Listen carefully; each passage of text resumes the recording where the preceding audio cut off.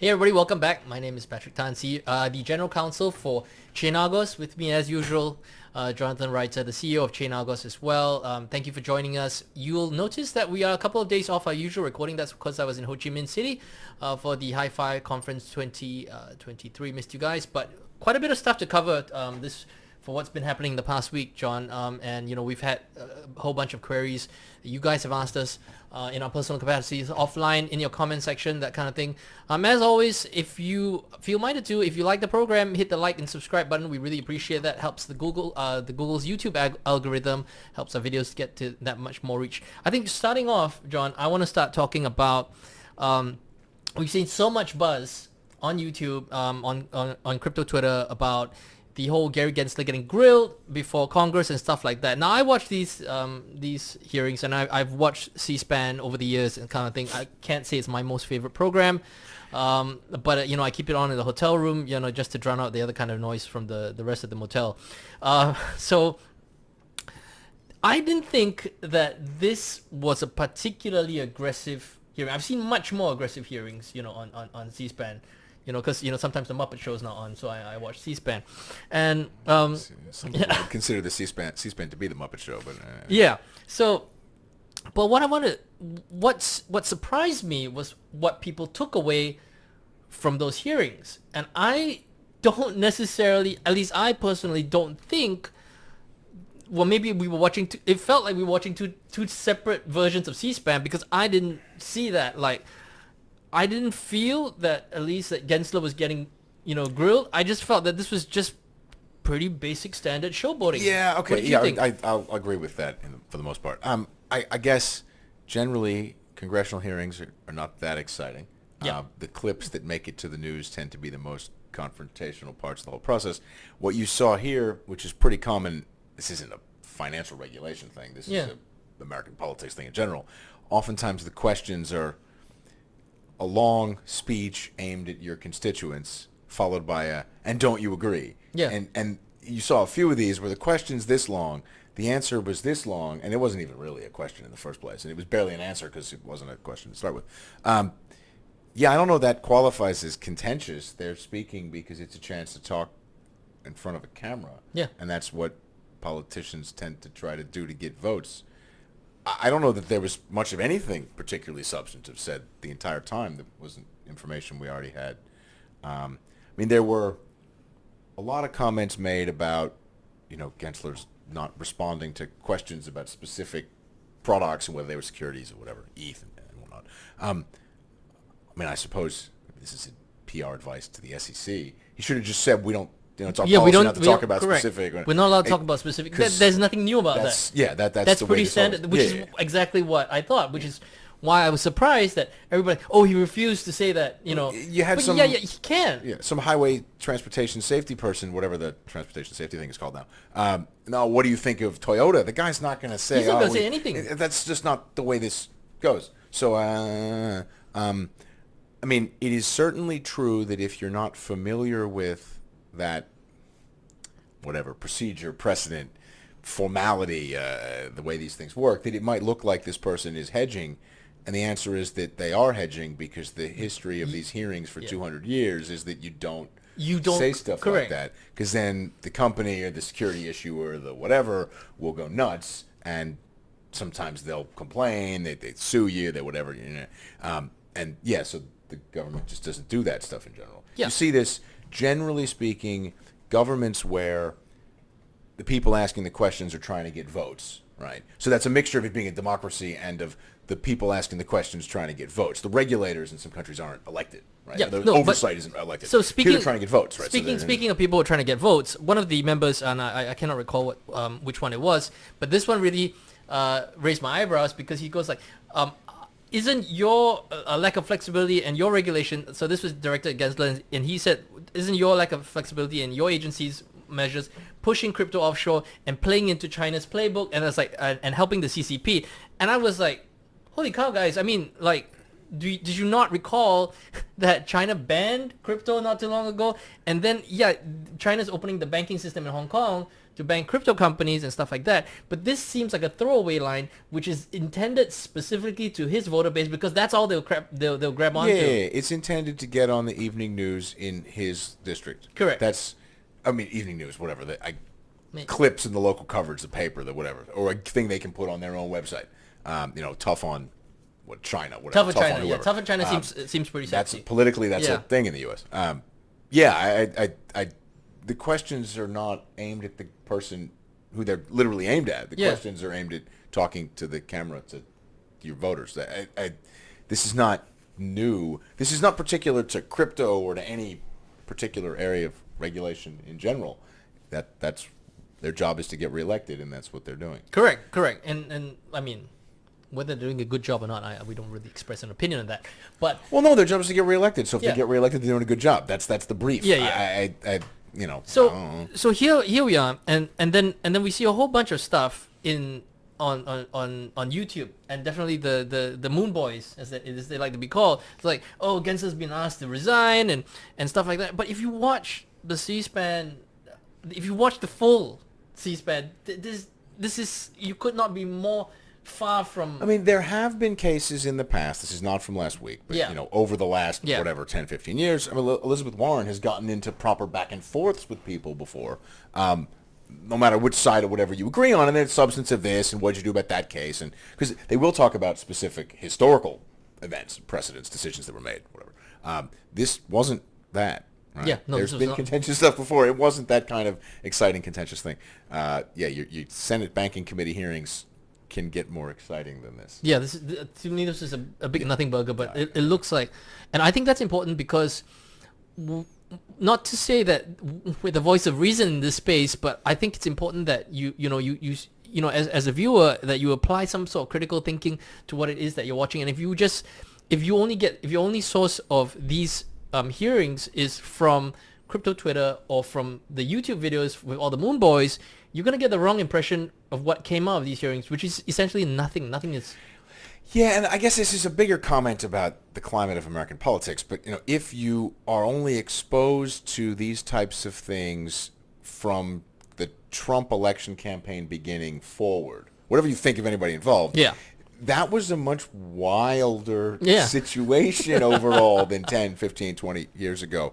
And what's returning now is a bit calmer. I mean, things are clearly calmer than when he was yelling at people, right, wrong, whatever. The man's a loud, aggressive personality. It's less of that, so you need to sort of reacclimate yourself. Similarly, if they had really tried to go after him by asking about specific company, Wells Notice, eventually you come back with the look, it's totally inappropriate. I can't comment on you can't comment on it. And since the person asking the question knows that, they don't want the clip to be, your questions are invalid. So they don't do that. That's where we are. This is gone on for a very, very long time. Yeah.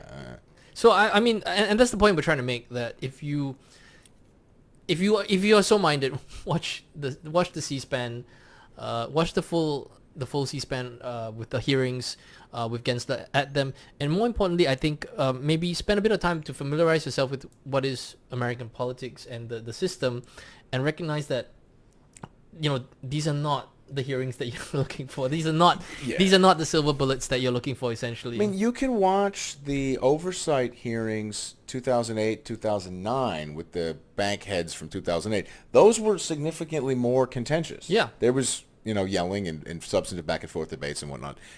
This was not that. Yeah, this is not that. And some of the questions just completely didn't make sense anyway, like him being the SEC chairman when Terra Luna blew up. Yeah. Okay. Well, okay. This is maybe a broader point. There is a lot of comment about sort of investor protection, like the government's job is to keep the price of things high. It's not what they're doing at all, right? This goes back to statements the SEC's issued, speeches, talks, position papers back to the 30s, where we're making sure that the correct forms were filled out.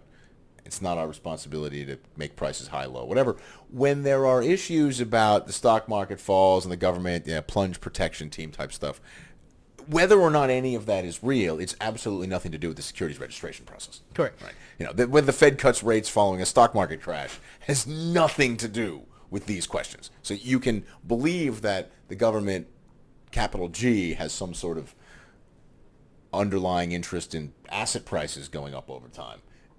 And that's totally consistent with thinking that the SEC's registration statement approval area has no opinion or interest in that at all. And complaining about that stuff is just crazy, right? Well, I mean, and to get back to, I mean, what does Saul Goodman say? He's like, let's get down to brass tacks, right? To get down to brass tacks, if you look at it, like, Gensler is regulating as best as he can. Now, all he's saying, essentially, I think, if you look at it, if you crystallize it, if you boil it down to its essence, all he's saying is that, look, as far as my agency is concerned, these look like securities. We're going to prosecute and regulate them as if they are securities. If they're not securities, we'll leave that to Congress to tell us otherwise. Well, okay, so let's sort of move a little bit in a direction related to that, but stuff that we really are, more knowledgeable than just because we're old and have American politics on TV experience. There's a lot of discussion about whether stablecoins are securities, and what versions of stablecoins are securities, whatever, and the rest of it. And there's starting to now be more concrete statements in that direction. The SEC and the New York Department of Financial Services and CFTC, whatever, various regulators have expressed versions of opinions on this. There does seem to be some kind of convergence around a few of those examples being securities. The Wells notices to Paxos are a direct statement that something about them is under the SEC jurisdiction, because that's that may prove a bit contentious, but unlike people screaming with their hair on fire that Gensler says ETH is a security or refuses to comment on whether ETH is a security despite previous statements about whether it is or isn't, there's no substantive pushback on any of the stablecoin stuff at this point, even though the legal processes have been initiated.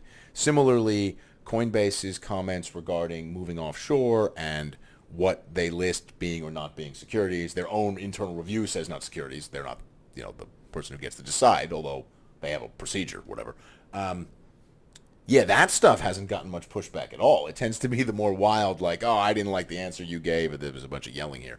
I think that's maybe more telling about the way this is going as to whether stuff on blockchains can be securities. Because some of the arguments people make are essentially that the decentralized nature of the network means that none of these things are securities. Oh, no. I'm not, exactly. I know. It's interesting. As soon as you have something very clearly pinned down, if the stuff that Paxos has issued are ruled to be securities, right, you're, okay, well, that's a pretty solid stake in the ground. Are you then going to argue that certain networks aren't or not exempt, and this is not going to fly, right? If something can apply to Ethereum, it can apply to Tron or whatever. There's not going to be a real difference there. And that seems like the way this is going, not this kind of nebulous complaints that politicians act like politicians, and wow, isn't that surprising? Yeah, that's the whole point. That's the key takeaway. I think if nothing else that you took away from this, our usual weekly podcast, it's that don't make too much about this whole thing. There wasn't really anything there, and if we were to see something substantive, I think that would happen through the litigation, either of the Wells notices, or some higher level of enforcement action. When all that stuff is proceeding, correct. All that stuff is proceeding. Seems to have accelerated, and there isn't any meaningful pushback. That's on what I'm saying. That stuff at all. Correct. Right? And there's some, maybe over the weekend, I don't remember, discussion about whether sort of immutable smart contracts can we're starting to get a little bit into the weeds of what parts of the space are and are not able to be securities. I guess everybody would argue, everybody should accept that you can have an adult debate about whether or not certain types of stablecoins are securities. Yeah, there's a difference between a stablecoin that wraps other stablecoins and one that's dollar-backed and one that's got, algorithmic backing and whatever. And these things are unlikely to all be identical. Yeah. And then the nature of the underlying services is starting to be called into question, right? Yeah. So if at least some of these things are securities, there's 10,000 of them, whatever, 20,000 of them floating around at any one time, unless you believe that the nature of the underlying software means none of them can be securities, surely some of the tens of thousands are, right? Yeah. And then you're in a situation where there's some kind of securities exchange stuff going on. Now, Coinbase, Kraken, whatever, do not list 10,000 tokens. Correct. Far fewer than that. It is possible that they've not chosen any that are securities. It's possible that they have, or whatever. It's not their decision. But Uniswap and the AMM space, different sort of set of questions. Yeah. You can have a situation where nothing Coinbase has listed as a security, and yet Uniswap is some kind of securities exchange, and then there are questions as to whether the people who set up Uniswap or maintain Uniswap or stake in Uniswap or whatever. Who's what's going on? Correct. So there's different levels of questions here. First of all, is it security? If it's a security, did you list it? If you list it, who's going to be held responsible? And this all has really strong implications for how to trade parts of the market. Yeah. Because if the only way that your token can be exchanged is via an AMM, because nobody will list it for whatever reason, you need to sort of question what the liquidity situation is going to be like. If there's a problem there, that's a risk issue to face, right? Yeah. A lot of stablecoin trading, and I don't mean the Paxos ones and Circle, whatever, the rest of it. I mean the fringier algo-backed stuff, so whatever, Frax and a lot of DAI usage and whatnot. A lot of these things go through Curve, go through other automated market maker protocols. There's some Binance dollars on Binance Smart Chain and PancakeSwap doing this kind of stuff. That's if that becomes difficult to use, or there's some problem or whatever, or new versions of those protocols are not getting published, that will change the way stuff trades. It is conceivable that you end up in a situation where you can't really run these things immutable, on-chain, decentralized, because anything that goes through them then has some kind of a blocking problem, whatever it is. And you end up with Coinbase moving offshore, and you're doing all your trading on whatever passes muster through those gatekeepers. Yeah. In the old days, it was a small number of offshore exchanges, Mt. Gox, whatever, early Bitfinex, etc. Maybe you're going to end up in that kind of situation, and the other stuff is really, cowboy, outlaw sort of trading that you may have difficulty cashing out. This is an issue, right? But that could well be where, at least it seems like we're headed in that direction. It does seem like the tone of that hearing was pretty mild, and it was people talking past each other. Correct. There wasn't any new information. Yeah. The commentary, podcast, YouTube, Twitter, whatever, regarding a lot of the stuff is, again, people talking past each other. It doesn't seem like the government and the exchanges are likely to come to a compromise here. I mean, the position being taken by people on both sides, somewhat this is reading between the lines, but, the SEC has certainly let it be known they think a lot of these things are securities and their responsibility, and a lot of people on the other side have said, none of these are, leave us alone, we're exempt, we have nothing to do with your old rules, whatever it is. Those are reasonable starting negotiating positions. They've been yelling at each other for long enough that it feels like those may be the ending negotiating positions, at which point we all just agree to disagree and go our separate ways. Correct. Yeah. Which, everybody leaving the U.S., I guess you should ask yourself, if you watch the hearing, what outcome is best for the people who are trying to get reelected? Because they certainly, in general, do not seem afraid of being tarred with the "you pushed crypto offshore" brush. Yes. Yeah. Yes. Yeah. Yes. And again, whether you think that's right or wrong, if 80% of your voters don't care, and you can get an extra 5% of votes because more people lost money or got scammed or whatever, that's right. That's the way it's going. And you can be completely right, but if you're in a majority that's irrelevant electorally, that's the end of that. I think who does a good job of cottoning on to that? I think Elizabeth Warren does a good job of that. She knows her constituents. Well, I mean that's her brand. Yeah, that's her brand. That's her brand. And she knows, and she'd be happy to push all of this crap offshore. I think that she would use that as her re-election slogan. Oh, absolutely. Right? I pushed crypto out of the United States is something that she would be happy with, and presumably in Massachusetts she'd get reelected. I guess. I'd be surprised if she wasn't. Circle is actually based in Massachusetts. I believe so. Yeah. Anyway, a separate issue. Interesting coincidence. But wait. So as we're talking about stuff going offshore, something interesting happened over the last week as well. Or maybe it's also another nothing burger. But our data has actually tracked the fact that 985 million BUSD from what was known as the Binance Recovery Initiative, which was started in November 2020. Oh, this is the post-FTX explosion. Correct. So in November 2022, I believe it was, maybe I can't remember the exact date, but it was in November 2022, post-FTX collapse. Binance, world's current largest cryptocurrency exchange, announced the Binance Industry Recovery initiative, to the tune of $1 billion. It had a whole bunch of commitments from a bunch of other guys up to the tune of $50 million. We never saw any of that money. Doesn't matter. Well, sorry, just to stop there 1 second. I don't know that we never saw any of that money because if those people had funds on Binance, Oh yeah, there you go. you never know. Yeah, that's right. Fair enough. Okay, I get that. So And that's a plausible thing. no, for them to that's have correct. I accept that. So 985 million, regardless who put it in. Now we saw that money was then over the past week moved to another Binance Recovery Initiative wallet because bear in mind we're not the ones who said this is the Binance Recovery Initiative wallet. They said that was the Binance Industry Recovery Initiative wallet. And what they did was they moved it to another wallet that was also tagged as the Binance Recovery Initiative. This wallet then moved it to a repeater wallet that sent it went to Binance 14. What's the basically. deposit address? Yeah. It went to Binance 14, which is a known hot wallet exchange address. Yeah. This could mean either a lot of things or it could mean absolutely nothing. But the bigger question, I guess, is, and I think these are reasonable questions to ask, nothing was said. Why was nothing said? Yeah, I mean, yes, fair enough.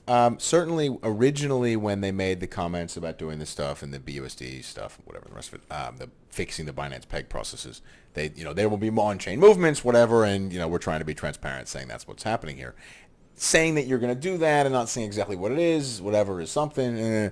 Here you'd have thought it would have made more sense to say we're moving this money to an exchange wallet. It makes sense for Binance affiliated companies to have trading accounts on the Binance exchange. There's nothing wrong with that. Yeah, exactly.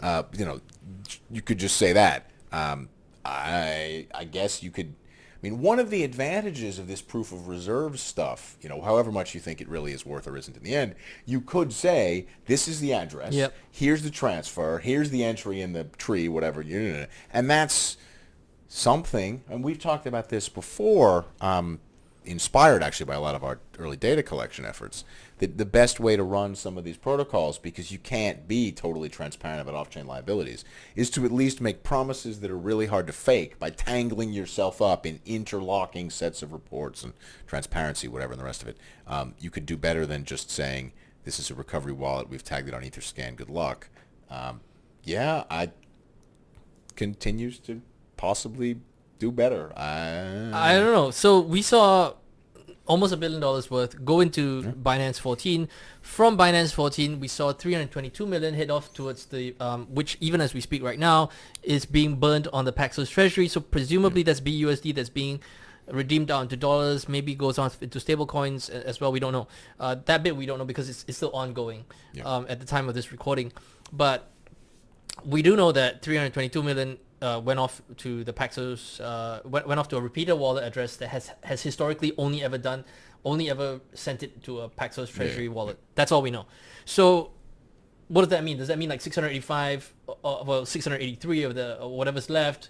Does that, we don't know, 663 million, does that belong to? Well, okay, so we don't know. When we previously saw, this is a couple of months ago, Binance doing some large BUSD for USDC type swaps, and it looked as though they were being done OTC with reasonably well-known trading firms. This doesn't quite look like that. Yeah. So whether they're doing it themselves or whether it's being done OTC with slightly different payment instructions, it's hard to tell. It's hard to track exactly where these dollars have gone now, particularly as we used to sort of know, or at least had educated guesses of what banks to look at. That's no longer the case. The stuff all the banks are offshore.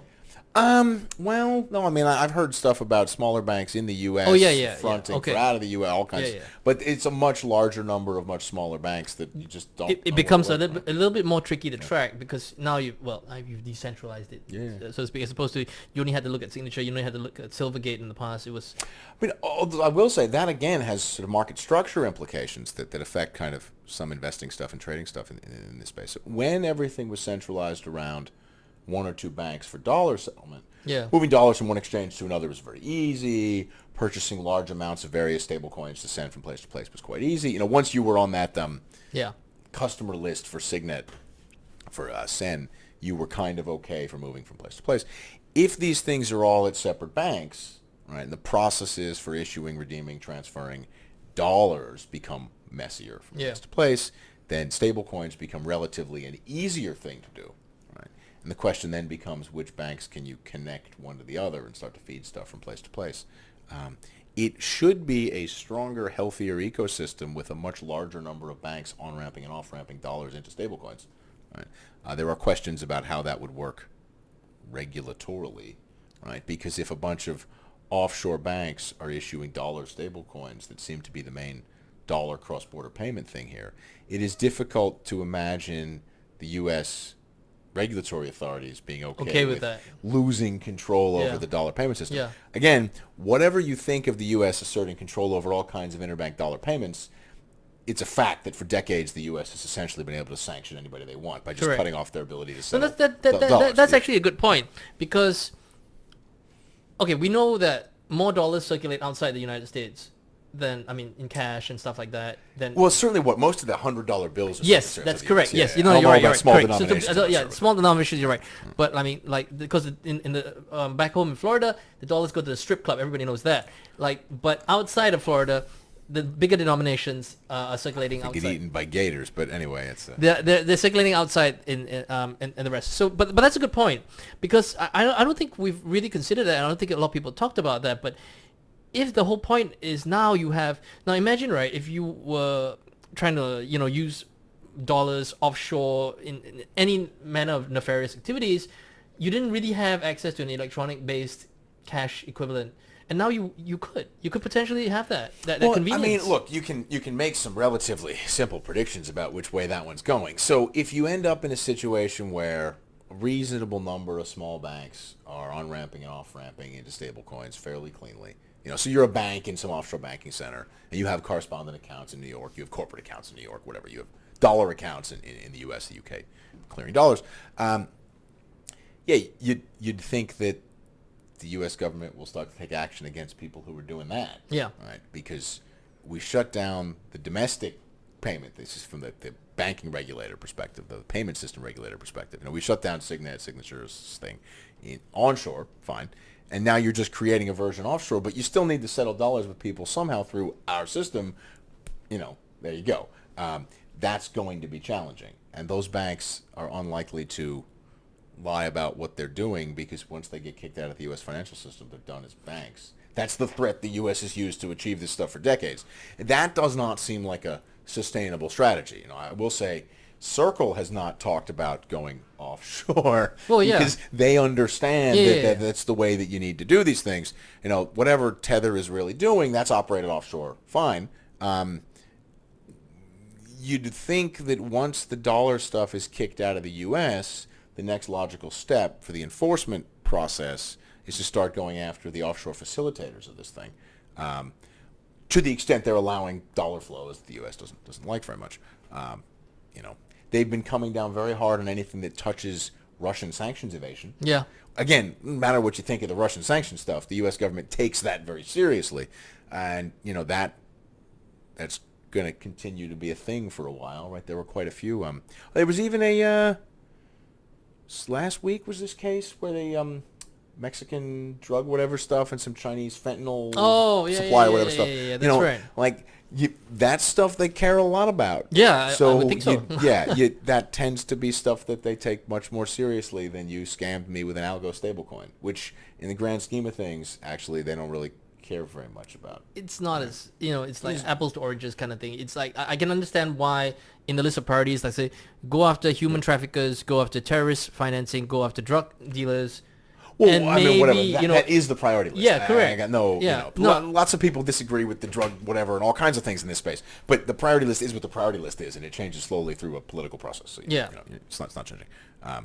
It's going to be interesting to watch that stablecoin evolution, right? The attempt to do the stuff offshore with connections to the U.S. when the original kind of OG domestic connection payment network got whacked hard. Yeah. You'll also note that in none of the discussions for the last week or two have people continued to claim that Signature Bank was unfairly shut down. Now that because they're like, look, here's some insolvency information. Yeah. That sort of the stock's going out at zero, and funny how that sort of resolves things. I don't know. It's not clear anybody's going to step up to run that process going forward.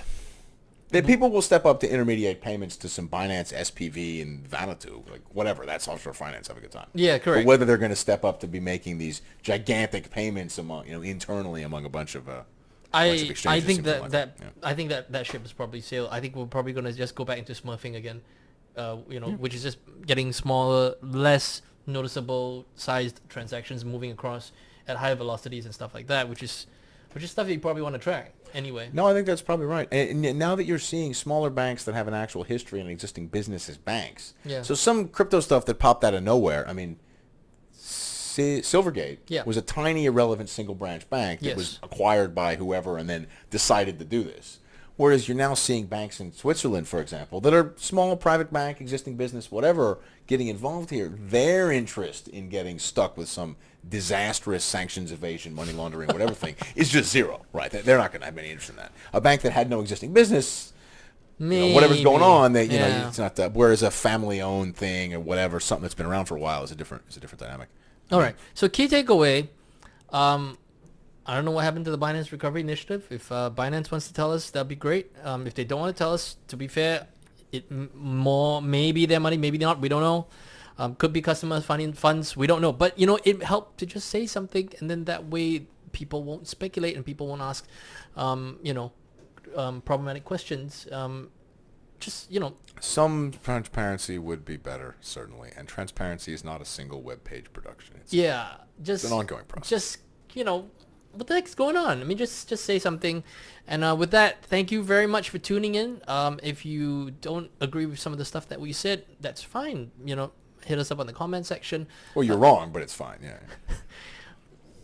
Yeah, okay. So anyway, otherwise, smash that like and subscribe. We love it when you do that. Appreciate it. If you've got something that you want us to, a burning question that you've got for us, if there's something that you'd like us to talk about, we'll be back again on Friday this week, as opposed to the Monday recording. That's because of the traveling that we've been doing. But otherwise, thank you for tuning in. You have a great week ahead. Stay safe out there, and we'll talk to you again soon. Bye-bye.